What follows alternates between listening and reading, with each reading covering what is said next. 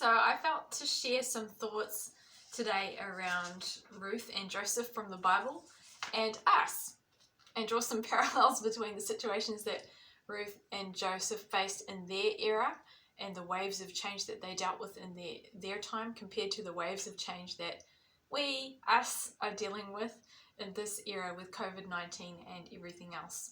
I have heard so many videos from different churches about it's time for Christians to arise, it's time for us to be an example, it's time for us to lead and be a light in this era. But what does that actually look like on the ground?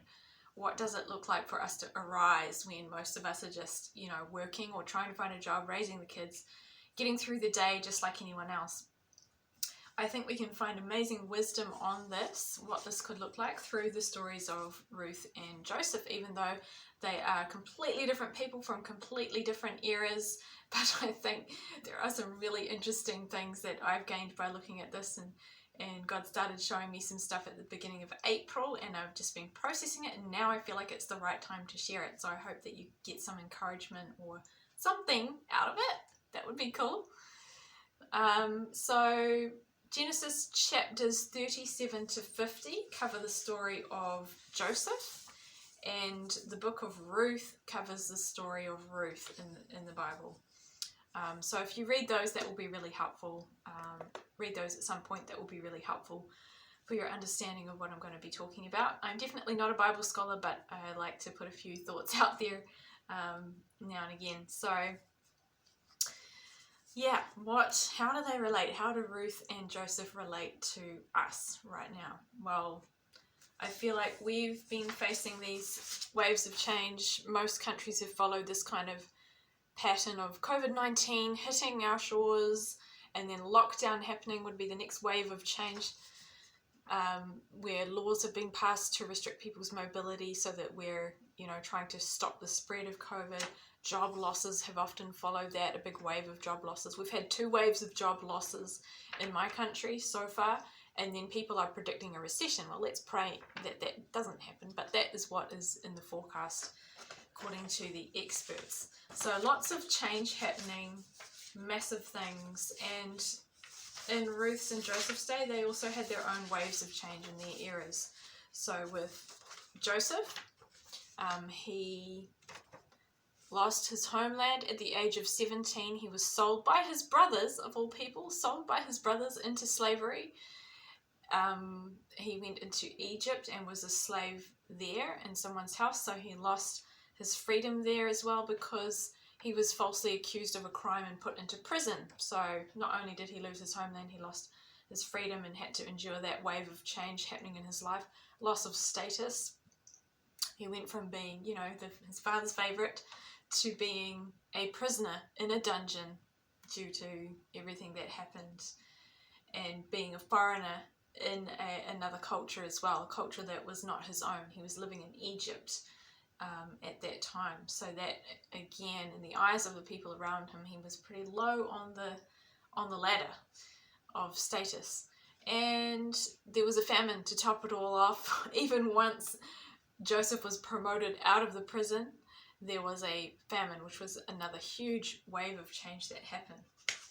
With Ruth, the waves of change that she faced, she lost her husband. Her husband died. She lost her brother-in-law as well, and her father-in-law to death. So massive change for her. Another wave of change was famine hit the land that she was from. So she was from Moab, and she married into an Israelite family, and they were living in Moab. But there was a famine in the land, massive change for all of them, and so they decided, Ruth's mother-in-law Naomi, who was an Israelite, decided to move back to Israel and the land of the Israelites. And so Ruth, because she wasn't from Israel, she was from Moab, lost her homeland, lost her connections with her culture in Moab by going with Naomi. She chose to go with Naomi. So that was another big wave of change for her, total change of location, change of culture, again, a foreigner in a different land, trying to make her way. Loss of status. She'd gone from a married woman to an unmarried woman who was a foreigner in the Israelite culture. So they faced all of these things, and I think the way that they dealt with those waves of change was really interesting. And yeah, so I wanted to go into that a bit more as we go through. Well, I think we all know, you know, like these waves of change, they could be, some of them are from evil, caused by evil. Some of them are just changes. They're just like seasonal changes that happen. They're seemingly unstoppable, these types of changes, unpredictable, frightening to a lot of people. And so we need to know, you know, how do we deal with these things and how do we arise and shine as Christians? I think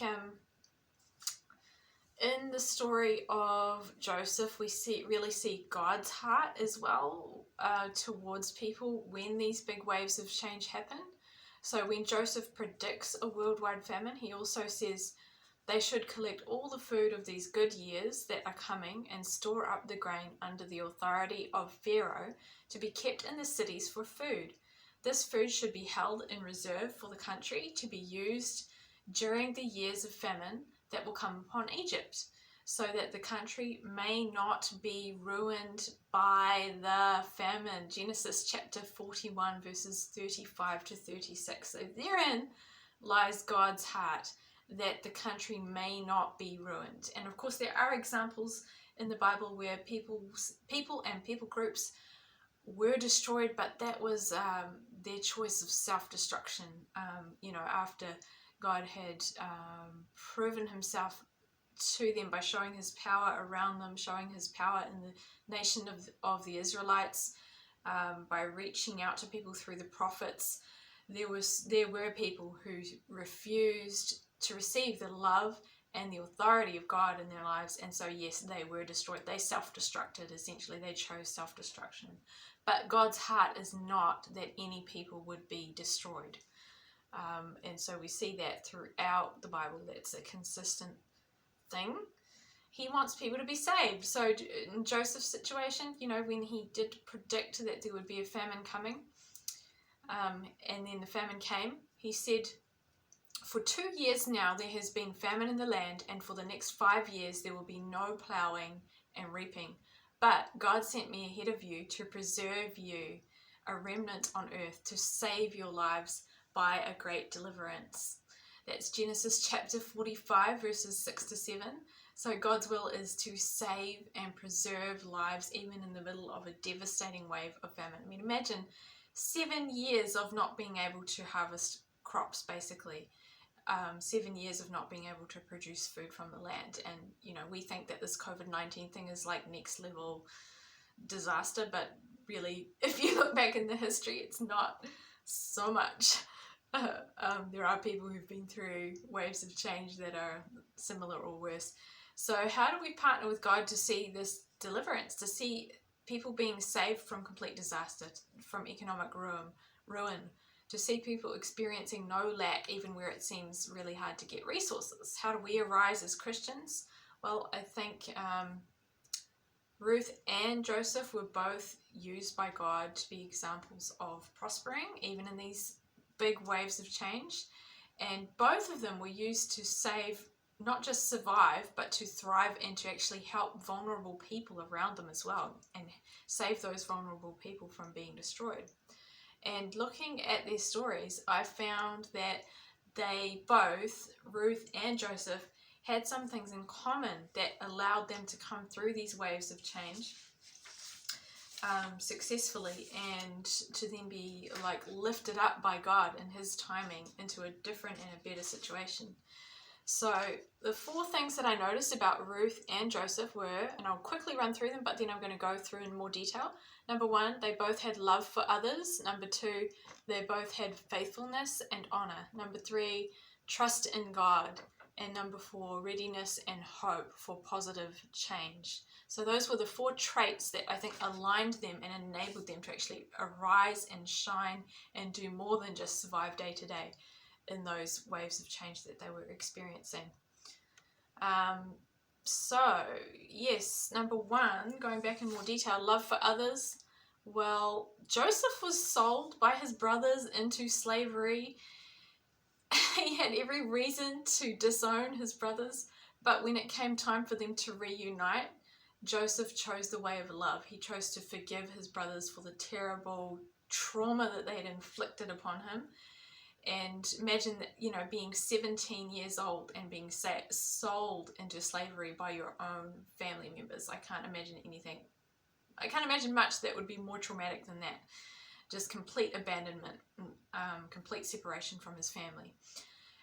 But instead of hating on them, when he saw them again, they came to Egypt because Joseph was the one who was appointed to give out the grain to everyone who was suffering in the famine.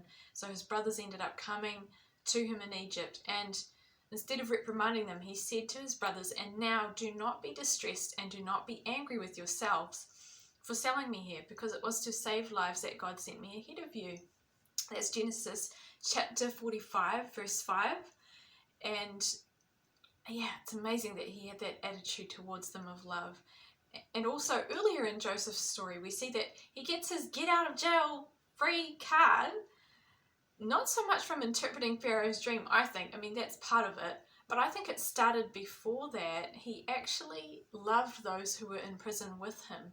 So it says that, you know, when he was in the prison and he was appointed by the prison warden to take charge of things and tend to the other prisoners, he attended to the butler and the baker in the dream.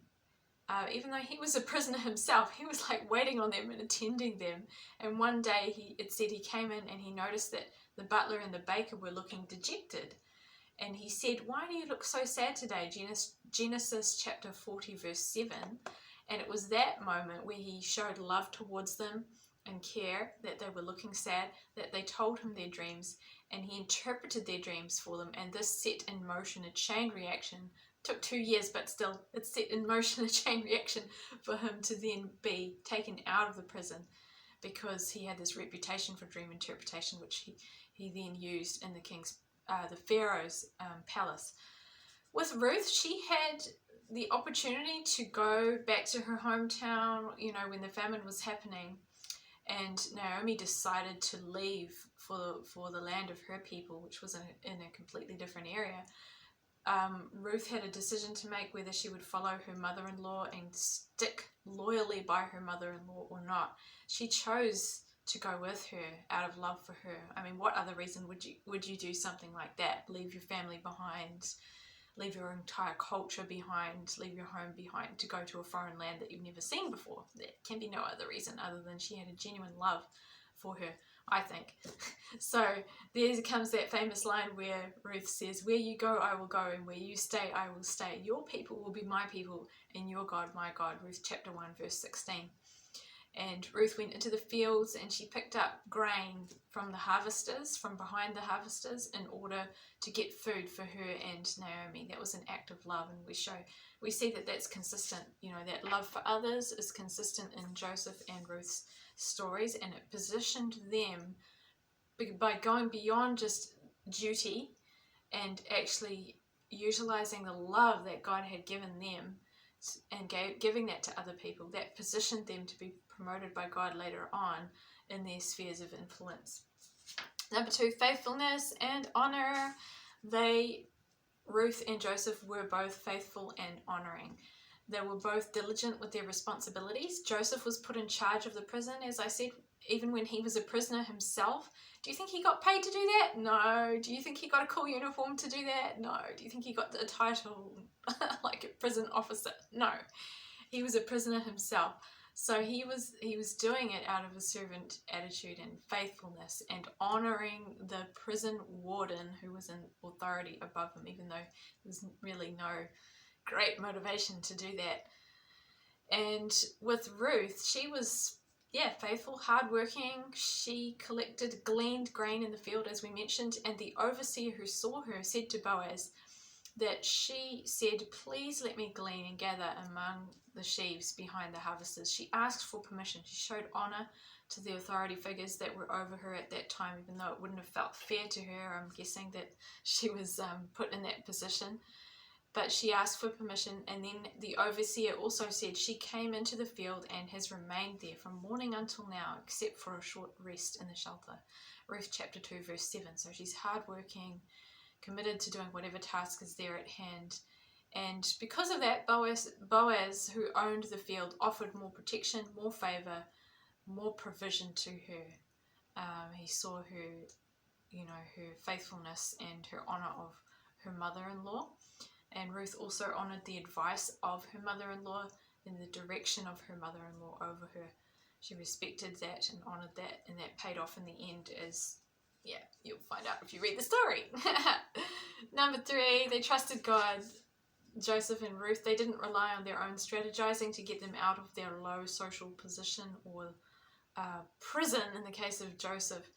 So, Joseph and Ruth, who was a widow with no income, no social welfare to fall back on, really nothing to her name, and in the lowest rung of the culture that they were living in because they were foreigners. Yet they didn't panic if things weren't working out immediately. They didn't use just their networking or manipulation skills or anything like that to get themselves out of that. And they just trusted in God. They accepted that God had them there in that season for an appointed time. They had no employment, they had no children, they were both young, but they had that right. Most of us would think of it as a right, to get married and have kids. They had that removed from them at that time in their lives, and they trusted God's timing in bringing them out of that. Okay, and then number 4, readiness and hope for positive change. Readiness and hope for positive change. Seems like an obvious one, but sometimes I think we get so used to things going wrong or expecting chaos or another wave of something else happening that's going to throw us off our feet, that when something good comes along, we're suspicious or we're intimidated to step into positive change. We might be intimidated to become more visible if we've previously been in an invisible position. And and so we need to be prepared, like Ruth and Joseph were both prepared to step up when the time came and when God handed them promotions or positive changes in their circumstances and their situation. When Pharaoh had dreams that needed interpreting and no one could do it, the butler recommended Joseph to him. Within a single day, Joseph went from being a prisoner in a dungeon, no rights, no employment, no family, to being second in charge of the entire nation of Egypt. It's like going from a prisoner to prime minister in one day. He was called to come in and speak to Pharaoh. There was a very quick change that happened. It says, so Pharaoh sent for Joseph and he was quickly brought from the dungeon. When he had shaved and changed his clothes, he came before Pharaoh. That's Genesis chapter 41, verse 14. So he had to quickly shave. Probably had quite a bit of stubble by then, after a few years in prison or a whole beard going on. Had to shave, change his clothes, and come before Pharaoh. And then he got given, these conspicuous fine linen robes, a gold chain, chariot. He was dripping, and he had to adjust to that. And although, of course, he'd been probably hoping for that for years, I'm guessing there would have been still a small part of him that was like, whoa, how do I wrap my head around this? But he went for it, he embraced it. So are you ready when God comes along with positive change? Even if it takes a few years, don't lose hope. Be ready. Be ready for that positive change. When Ruth was gleaning, her mother advised her to go to Boaz and lie at his feet, which culturally in that day meant that she was submitting herself to the possibility of marrying him. She had to be ready for that as well. She had to mentally prepare herself after, going through this awful journey of losing her husband, grieving, coming to a new land, foreign culture, and scratching around to try and find enough grain behind the people who were harvesting to get the food for her and her mother-in-law to live on. And she went from being that to being married. So Boaz, accepted her in marriage, and she ended up having a child. She had to adjust to being the wife of a wealthy landowner and then having a child and being a mum. Complete role change from what she'd been used to, and a different identity almost from what she'd had. The grieving widow to a married woman, wife of a wealthy landowner with a beautiful child. And so, yeah, let's make sure that we are in readiness and hope for positive change when it does come. The interesting thing is both of them, Ruth and Joseph, had massive influence, ended up having massive influence in their day, like international and intergenerational influence, because of these 4 traits that they aligned themselves with, and because, of course, God just blowing it open for them, opening doors for them. And it's just incredible for me to look back at those stories, and I get encouragement from that. But my last point is they were so different from each other, even after they were appointed to influence. Their positions of influence and their roles of influence were completely different. So Joseph had a gift from God to interpret dreams. He was so obviously highly prophetic. He was appointed as a high-profile leader, second in charge of Egypt, had many leaders under his authority. He had to orchestrate the feeding of the world. Like literally it says, and all the world came to Egypt to buy grain from Joseph because the famine was severe everywhere. He had to orchestrate, he had to administrate, he had to have great people skills, he had to have great communication skills, he had to have great delegation skills, he had to know how to appoint managers first to collect the grain from all the farms and put it into storehouses in the years of plenty in preparation for the 7 years of famine that were to come. And he had prophetic insight ahead of time. 7 years before it even happened, God showed him that. So that's him. You know, he saved not only Egypt, he saved the whole nation of Israel and saved our generation even, because his brothers were Reuben, Simeon, Levi, Judah, Issachar, Zebulun, Benjamin, Gad, Asher. His sons were Ephraim and Manasseh. Does that sound familiar? His brothers and him were the heads of the tribe of Israel, the ancestors of the tribes of Israel. They became the nation of Israel. And the Bible says salvation is of the Jews. So without Joseph's obedience and faithfulness and honor and trust in God and love for others and readiness for positive change, where would the Jewish nation be? Because his entire family was the beginning of the Jewish nation, and his family was saved just through the fact that he was obedient in collecting this grain and distributing it to everyone who needed it. So in part, through Joseph's role, we today can receive salvation. Salvation is of the Jews. The Jews originated from Joseph and his brothers, who were saved in that era from certain death if they hadn't saved the grain. So Ruth, on the other hand, was not a world leader, not a national leader, not a prime minister, not an MP, not a CEO, not a politician. We don't even know if she had any great prophetic gift or a gift to interpret dreams. We just see her traits and, you know, these 4 things that we talked about.